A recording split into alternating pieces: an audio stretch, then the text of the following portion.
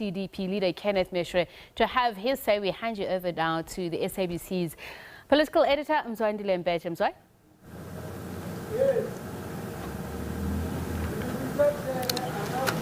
Well, thank you very much, Tsepiso. Indeed, today is the 10th of the ACDP. With me is the leader of the ACDP, Reverend Kenneth Meshoe, who's been around for quite some time in this game.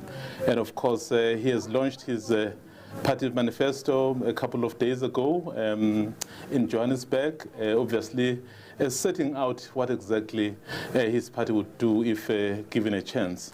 Mr. Meshoe, very good evening and welcome to SABC and The Full View. Good evening to you and to all the viewers at home. Well, to start right at the beginning, you've been around for quite some time, and you've been pitching this message to the viewers or to the electorate out there. What makes you think they will hit your message this time around? One thing I heard that is very helpful and that gives us hope, that the listeners and viewers out there are going to consider other opposition parties, particularly we that have been consistent over the years, is that historians are saying it takes an average of between 25 and 30 years for liberation movements to lose power. So we are at a very critical stage now, and we believe that we never had a better chance of making inroads into the electorate and also cutting some of the percentages from the ruling party like now, because we are in between 25 and 30 years, which the historians are saying that's the time that many liberation movements on the African continent have lost their power. The historians, quite interesting if you look at what they say, but obviously you also have to look at the competitors. Are they in that space of being able to capitalize on the weaknesses of the governing party? Would you say the ACDP is able to capitalize on those weaknesses you are pointing out? Well, definitely. Definitely. You know, over the years, we have been telling the voters what the ACDP is proposing, what the ACDP will do for them. Yeah. And the ruling party obviously has been saying to the voters, give us another chance, give us another chance. We know we messed up, give us another chance, give us another chance. But now voters are saying, we have given them too many chances. Yeah. Now it's time to consider people that have been consistent all these years. And ACDP is among those that have been consistent. Our message has not changed because we are operating from principles. And because of that, people want something they believe is not going to change depending on the viewership or the listeners. But I think the evidence on the ground is such that, yes, it is demonstrable that you have the loyal base, and I don't think we can argue with that. But it would appear that base is either staying the same or actually shrinking. I think your best days are past you. Your best days are past you. I don't think so. Our best days are ahead of us. Because when people look for answers, when people say we have tried that and that, it does not work. We have been told that and that, it does not work. Now they want to hear something they have not tried before. And we are in that space where people are saying, let's try the ACDP also. Okay. We are talking about the local government elections. And of course, I think time and again we may touch on the broader picture national. Okay. So the reason I'm saying your best days are past you, I think at your highest, at the local government elections, I think you had 70 members. So you are sitting currently at 22. That can't be the good picture, is it? Well, that's the past. Let's talk but about... But that's 2016. That's 2016, where you have 22 members. I'm saying that's the past. You know what happened was that before that election, we had floor crossing legislation that was still in effect. Okay, just before that, Reverend, I'm being specific. I'm on the local government elections. I think in 2011, you had 70 members. Right. And then in 2016, you went down to 22. That's why I'm saying You don't appear to be capitalized. You know, what happens nationally also influences people. People saw a number of our guys being bought over and leaving the ACDP. And that did not only happen on the national level. And when they saw that, they said, now, if Christians would do this, if Christians can be bought with money, maybe we should rethink our position, all right? But now, with the changing of legislation, to ensure that that does not happen again, people are saying, okay, things are getting worse. Things are getting worse. And because things are getting worse, we need to look at what we think can assist to bring the country and also local government to a place where we will benefit from the taxes we are paying. Okay. Now that you're bringing national, let's also look at the national and the picture. You currently, at the National Assembly, you have four members, right? And then at your highest, you had 7 members. Correct. And then your second highest, you had 6. So I am not seeing the upward trajectory. The results are going to speak for themselves, definitely. I'm saying that, okay? We need to talk again after the elections. No, sure, I'm here. Yeah, we need to talk again. And if at all what you are seeing that we are not improving, then obviously we may have to look at our funding, because that's one of the major keys. Because with these elections, we only contesting 52% of the country, of the wards, only 52%. We have never contested more than 50%. It's the first time we're 52. Yeah. Okay? We're now 52 because we have now more people who are saying we want to help, we want to help. And as a result, the number of wards we're contesting is bigger than all other. Yes. Do you perhaps think the principles, I guess to be guided by principles is always the good thing, but do you perhaps think the principles which are Christian principles may somehow prevent other people who are not necessarily Christian, but who would perhaps want to vote for your party, but given what you say, that you are very clear about your Christian principles, do you think that could have any effect on perhaps preventing you from going up? I don't think so. You know, every principle that works universally can be traced back, its roots can be traced back to the Christian principle. Give you an example. There are people who are complaining about lack of respect, for example, okay? When you see the destruction of property, it's because of lack of respect for property. Now, ACDP does not only talk about respect for God, but we also speak about respect for your neighbor. You cannot harm your neighbor if you respect them. You cannot steal from your neighbor if you respect them. Then we go further to say respect for self, okay? If I want to be respected as a leader, I must also behave the way I'm expected to behave. Okay, and then fourthly, we talk about respect for property. If I respect your property, I would not want to damage it because of my respect for what belongs to you and for your property. So people are now saying, particularly after some of the things that have happened in July, for example, okay, people are saying, no, our guys are now going too far. How are we going to bring our people back to the importance and observance of respect? And obviously, when people talk about respect, the best party to think about is ACDP. Okay. Other than that, talking about respect, which I guess helps, you are very clear on your religious and Christian principles. Do you sometimes feel that which you believe in as a Christian is in conflict with the Constitution, the current Constitution? No, not really. Not really. Not really. Because what I believe in has made me to be, if you may allow me to say, a gentleman. It's fine. Okay. It's okay. Okay. People say you are a gentleman. Okay. What makes me behave like a gentleman? What makes me behave like a good husband, a good father? Okay, those are the principles that I find from the scriptures. So all these years, we have never had a problem of conflicting with the Constitution. Okay. As someone who says has no issue with the Constitution, do you believe in the equality of rights insofar as the LGBTQI community is concerned? Definitely. Yes.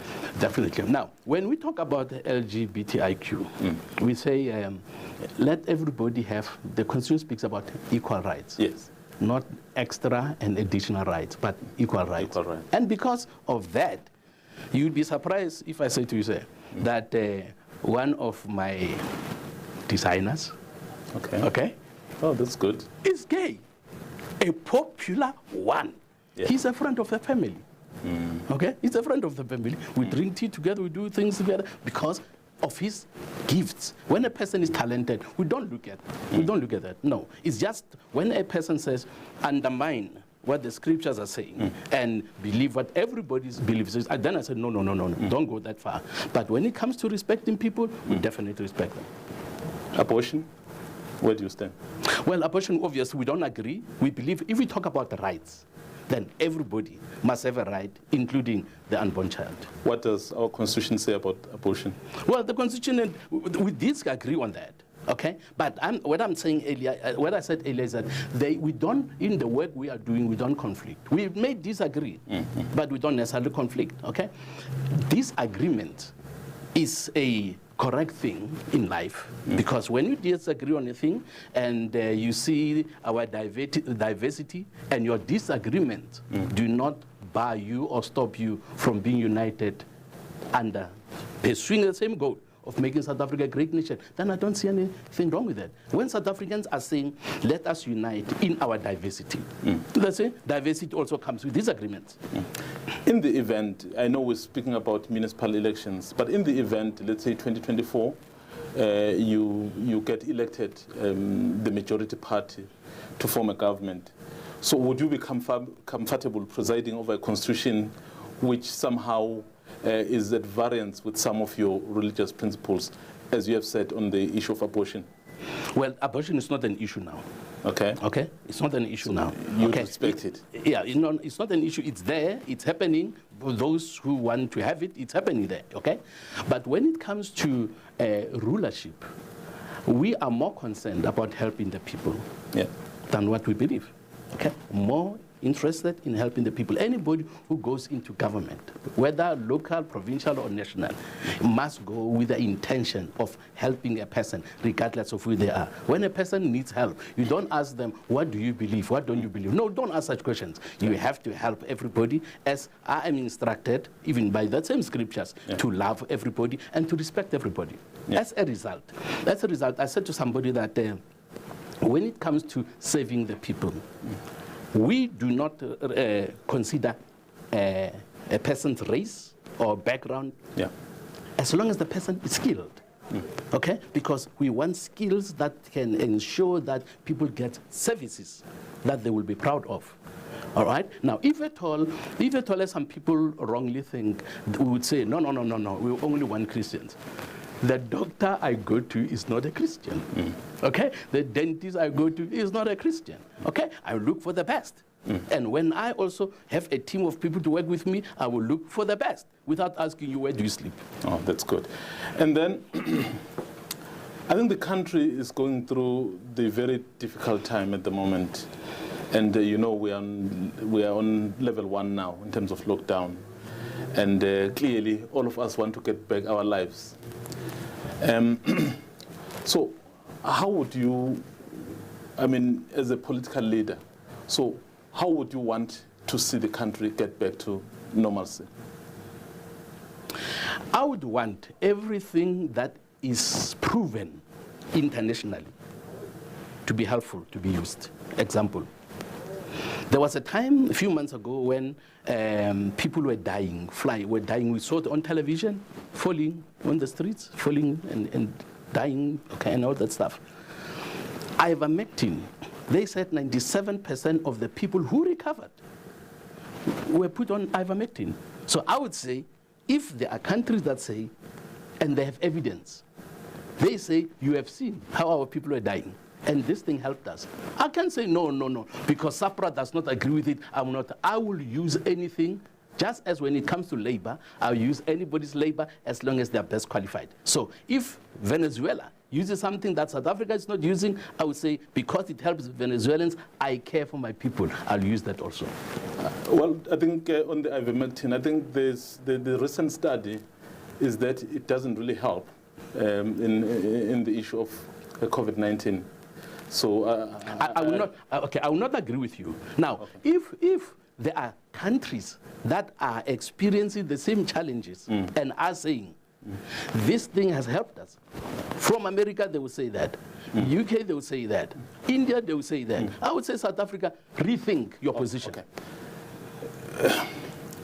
You spoke about ivermectin, and then I think in the country currently we administering Pfizer, J&J, and I know elsewhere in the world AstraZeneca, Moderna, and then the Sinovac.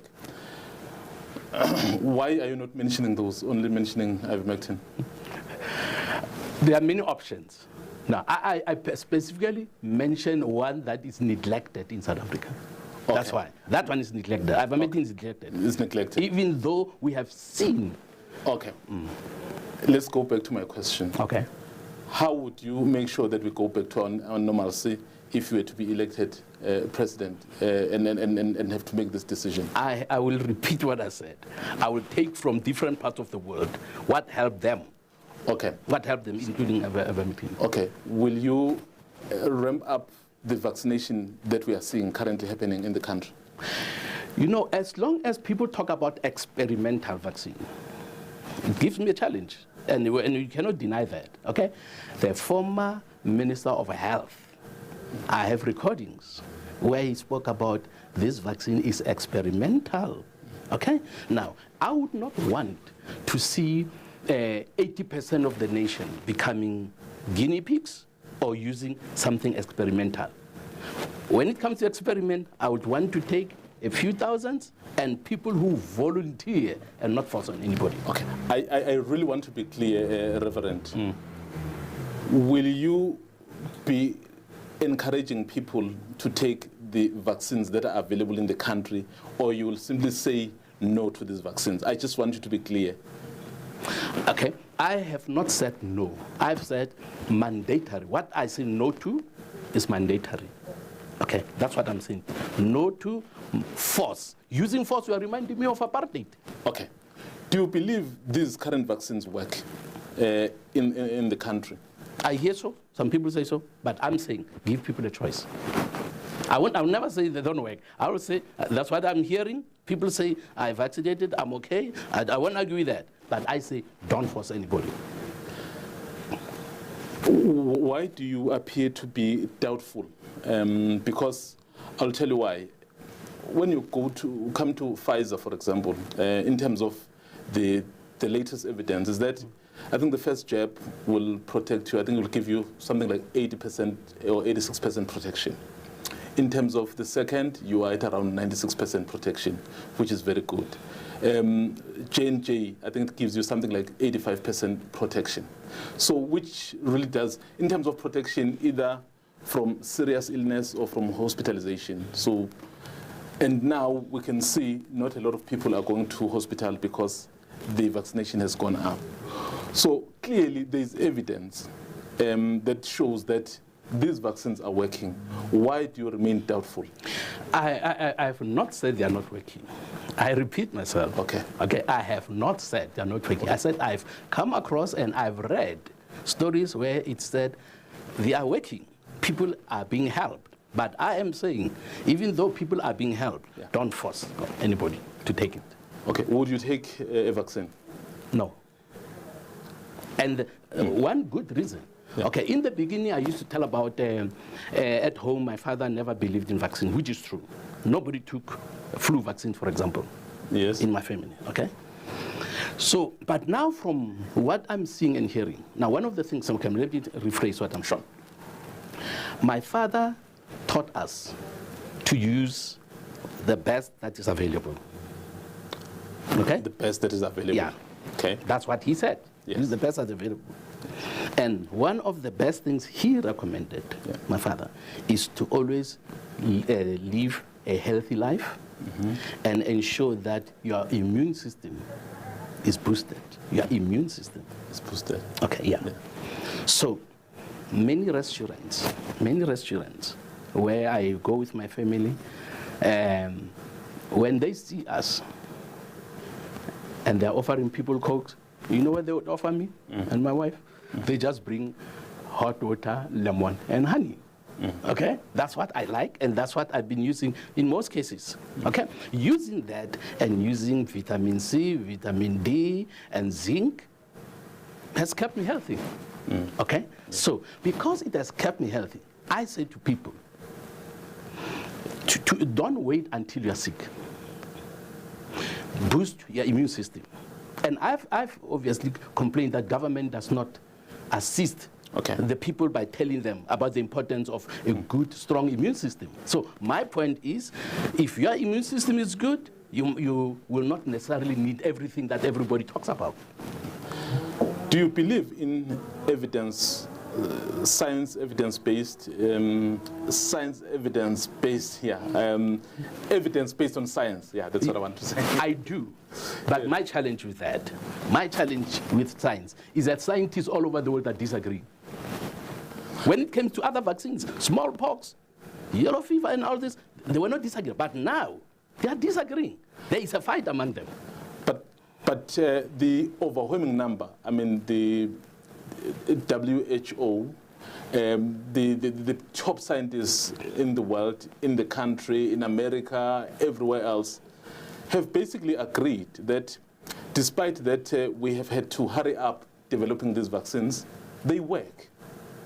So clearly there is evidence based on science. About working, I don't dispute that, remember. Yes. That they work, I don't dispute that. Yes. I'm just saying. What are you disputing?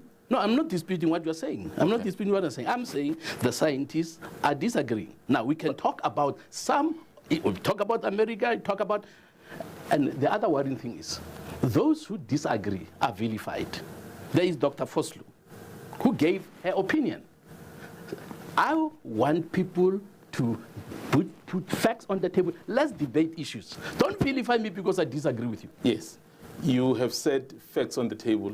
I've just spoken about facts when I was giving you stats about the efficacy of these vaccines. Yeah. Are those not facts? They are facts. I don't dispute that they are facts. I'm not disputing anything. You said you believe in facts. I've put facts before you. Okay. I want to take those facts and put the facts that are coming from all these other scientists who will also say they are putting facts on the table. Let's compare and see why they differ. Now, if I was in authority, I would make an open debate. You disagree with me? Come. He disagrees? Come. Let's put our facts together. Let people think. Let's get the people to think and not be spoon-fed one thing as if they're alternatives. So the members of your party, what is the attitude they are taking towards vaccination? Choice. One way, choice. You want it, get it. You don't want it, nobody must force you. So are you not worried seeing deaths as a leader, as a responsible leader? Surely you have a responsibility to help. You've just said to me, yours is to really make sure that you help. Sure. When you see vulnerable people saying, well, we're scared of taking this vaccine, knowing very well that facts say they work. So don't you think you are not really helping, as you have said you want to help? Now, if I give people a choice, I help them. Okay? If I give people a choice, I help them. They will not say I don't help them. Okay? I say there are alternatives available. All right? I still have to find a person who has been whose immune system is not low, it's not weak. Who said, I'm where I am, or I have even lost my life because my system, though it was strong, yet I ended where I ended. So I am for choice. Let us not force anybody to do what they don't want to do. That's what I'm saying. Okay? I don't dispute anything. If they say these are facts, I say fine, it's okay. Thank you for those facts. But I still want to search more, hear other scientists again, because from the beginning you have been clashing, you have been disagreeing. Yes. Okay. Clearly, I think your position is clear. Yeah, and I very think clear. you basically said it's also based on the family, that the family has never taken. No. So even when they were young, you know, the vaccination that everyone else took. The interesting thing about those vaccines, another thing that was said by Dr. Mkhize, was that it takes an average of 10 years. But he's An average of 10 years, not 3 months, but 10 years. So those that we took as children, the average it took to manufacture them, he said between 10 to 15 years, an average of 10 years. So people must not say when a person says choice is anti. I think it's unfair to say I'm anti because I say people must be given a choice. I'm not anti anything. okay. I think you're clear there. Let's come to the issue of Israel and Palestine. You like that? Clearly, Yeah. South Africa's position is very, very clear. Looking at where Palestine is and, of course, where Israel is. So, are you supporting Palestine to gain its full independence? I support anybody who wants to have independence. I support them. I have never said I don't support them. But where I disagree with most South Africans is that they want to take a position against Israel. Okay. And then, let me finish this. Okay. And my other problem is, when you read Palestinian Charter, you read their documents, and they talk about destroying and annihilating. Okay? My tribe, I am Mtswana, Umzulu. Yes. If anybody can say, let's destroy Amazulu, you think I'll say, let's go for them and agree with them? No. I will take that position because I don't believe anybody has the right to destroy another tribe or another race. Time and again, we tend to see pictures of Israeli army bombing helpless Palestinians. And it happens so often.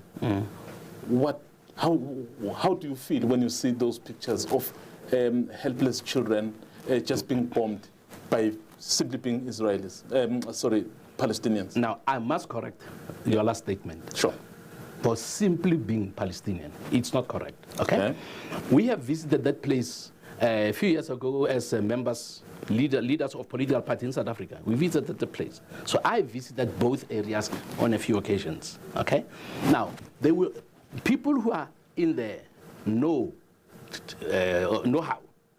are saying, okay, when missiles and rockets are shot from Palestinian territories, when they are shot, look at where they are shot. They are shot from the people's backgrounds, people's properties, okay, on a yard belonging to a family, a yard belonging sometimes even to school and clinic. All right. Now, the other group, when they retaliate because of technology, they are able to send a missile again where the one that hit them came from. All right. Or they use the army. Okay. And when they use the army, listen. When they use the army, they would say they distribute pamphlets. I once saw the pamphlet when I was there. I asked, what is this for? Okay. I hear you. Yeah. So, in your view, you think the death of Palestinian children is the collateral damage? We need to look, if we talk about death, let's look at death on both sides. If a person says, because I'm angry, I'm going to stab or plant bombs in a bus, I would never agree with that. That is why, even when bombs were planted in South Africa, I never participated in that. Okay. But do you condemn those acts that kill innocent children or innocent people? I condemn both. All right? I say never use children and women as human shields. No, I condemn both, not one, both. I'm specific, Reverend Meshoe. I'm specific on the Palestinians. Do you condemn some of the acts that we normally see where helpless children get killed? I do. And when I do that, I also condemn those who put their children in the fire, in the line of fire. Okay, we don't have much time. Also, let's just speak about the future of your party and perhaps yourself. Where do you see yourself in the next 5 years as the leader of this party? Well, should I mention something that we spoke off the record? You may, you may. Okay. Now, both of us said the next election might be. We both agree, we're on the same page, okay? Okay. We might be time to give others a chance, all right? Okay. That is still a huge possibility. But the problem with that is, if SABC comes to you and says, you are the best man for this, please carry on, I'm sure you'll consider that. And so even though I say the next elections might be my last run, if the membership comes and say, Mfunis, please carry on, I have to consider what they're saying, because I spoke about saving the people, and I enjoy saving people. Have we not seen those statements really, basically, when people want to cling to power, they use other people, when we know they just want to be in power? And then in most cases, particularly on our continent, we've seen the destructive results of people staying too long in power. In fact, some political organizations tend not to grow because they are built around personality. At some point, Reverend Meshoe will go because... Definitely. And then what happens when he has not prepared the next layer of leadership? No, we are preparing people. They just say, carry on. I am preparing, and I already know, even though I don't want to tell everybody, but there are people who have been prepared. Now, let me say something a little different about... We just have 2 minutes, so I just need to leadership, go to the next question that are destructive. When you look at what Paul Kagame, the president of Rwanda, has done, that man, they call Rwanda the Singapore of Africa. Okay, so that is why people themselves, they've said, after when a man has done this, we don't want to be taken back. Let's give him a little bit more chance, and that makes sense to me. We're not talking about the person who destroys the country. Those who destroy, I mean, like Robert Mugabe should have been out long ago, because there was evidence he was destroying the country. So when a person is destroying the country, I don't think people would want to say he must still continue. Sorry. Okay, let me come to this. The party was founded in 1993. It's basically been steady in terms of the results, up and a little bit down. So if you just, the overall is steady. So don't you think fresh blood could get it up? It's possible. But so would you consider stepping down in 2024? Well, that fresh blood must come and contest elections. For as long as there are people who say, please carry on, I can't say no. All right? Let that flashback contest elections, and the rest of the people will carry. Well, in 10 seconds, which municipality is the ACDP likely to have a very strong influence on, or even take over? Joburg, where we are doing very well. We are doing, every politician can tell you we can do better, but we are doing well. So this is one of those we're expecting to do pretty well. And also in Netoyando, Vembe area, in the Vembe district municipality, we are doing great there. Well, it was a nice chat, Mfundisi. Yes, sir. But you know, when they say time flies when you're having fun. Yeah. So correct. Time has simply flown. Correct. Thank you very much. But you didn't ask your guys to give us more time. You should have asked them. Because I'm sure they're also joining, enjoying the fun. Yeah. Well, you've had the leader of the ACDP, Reverend Kenneth Meshoe, basically talking about a range of things, and of course making his stance very clear when it comes to vaccines. And he's basically saying it's a choice. And clearly, South Africans will then make up their minds if they really feel what he's saying is the right thing. Back to the studio. Thank you, Mzandile. And the ACDP leader saying that he doesn't think the religious stance of the party is a deterrent for people who may choose to vote for them, saying in the same vein as he's saying to people to make up their own minds about the vaccine, they ought to do the same. But when it comes to issues where he feels there must be a correction of misconception on religion, he certainly will speak strongly on that. So tomorrow, Mzandile Mbecha will be in conversation with the leader of the Freedom Front Plus, Dr. Pieter Groenewald, and on Thursday, the ANC President Cyril Ramaphosa will be in the hot seat then. Do stay tuned. We're taking a quick break. We'll be back.